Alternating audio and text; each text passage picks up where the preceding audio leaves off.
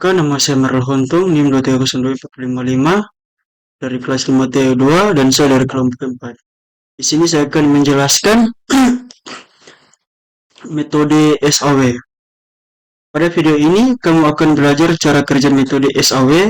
Metode ini sering dipakai untuk menentukan alternatif terbaik berdasarkan beberapa kriteria.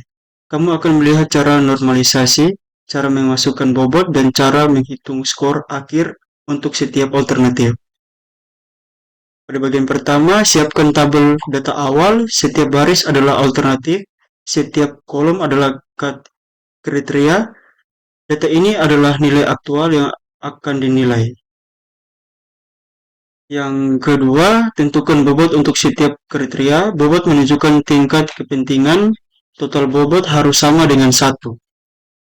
Ketiga, tentukan jenis kriteria. Jika semakin besar nilainya, semakin baik, berarti benefit. Jika semakin kecil nilainya, semakin baik, berarti cost. Yang keempat, hitung nilai maksimum dan nilai minimum untuk setiap kriteria. Nilai maksimum dipakai untuk normalisasi benefit, nilai minimum dipakai untuk nilai normalisasi cost. Dan penjelasan selanjutnya akan dijelaskan oleh teman saya, dan untuk codingan akan dijelaskan juga oleh teman saya. Terima kasih. Perkenalkan, nama saya Marcelo Jason Diangkamang, NIM 23024054. Saya akan melanjutkan penjelasan dari teman saya pada sebelumnya, yaitu pada langkah selanjutnya pada langkah kelima lakukan normalisasi untuk kriteria benefit. Nilai hasil normalisasi diperoleh dari nilai dibagi dengan nilai maksimum. Untuk kriteria cost, nilai hasil normalisasi diperoleh dari nilai minimum dibagi nilai. Kemudian pada langkah ke-6 yaitu hitung skor untuk setiap alternatif. Caranya, kalikan setiap nilai normalisasi dengan bobot kriterianya. Lalu jumlahkan seluruh hasilnya untuk satu alternatif. Kemudian nilai yang disebut skor akhir.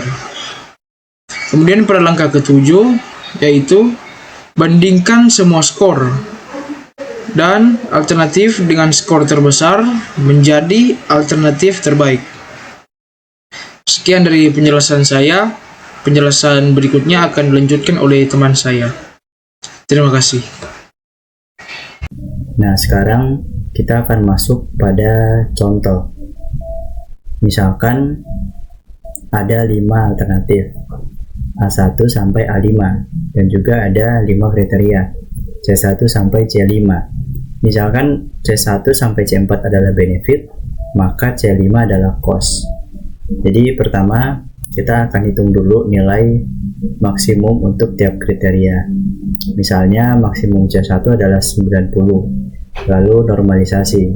Contoh, nilai A1 untuk C1 adalah 67. Maka hasil normalisasi adalah 67 dibagi 90 atau hasilnya 0,744. Nah, jika kriteria cost, contoh C5, misalkan nilai minimumnya adalah 20, kemudian nilai A1 adalah 78, normalisasi diperoleh dari 20 dibagi 78 yaitu 0,256. Nah, di sini kita sekalian jalankan programnya biar bisa kelihatan. Hasilnya seperti ini. Ini ada tabel datanya yang sudah di input di awal tadi, matriks. Nah, kemudian skor akhir, dan ini untuk ranking terbaik ke terburuk. Jadi yang terbaik itu ada di A2 yang ini.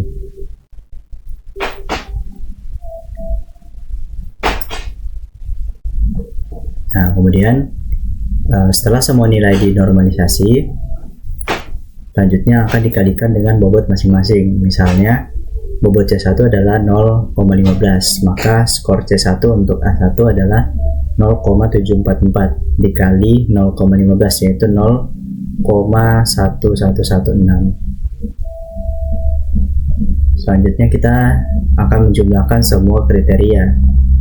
Itulah skor A1. Nah, cara menghitung yang tadi juga diberlakukan terhadap skor untuk mencari skor A2, A3, A4 dan seterusnya. Nah, jadi kurang lebih program ini seperti ini, tampilan hasilnya seperti ini. Ranking terbaik ke terburuknya dari A1 sampai A5 itu seperti ini. Dan metode SAW ini kita bisa gunakan untuk menentukan pilihan terbaik secara sistematis dan terukur.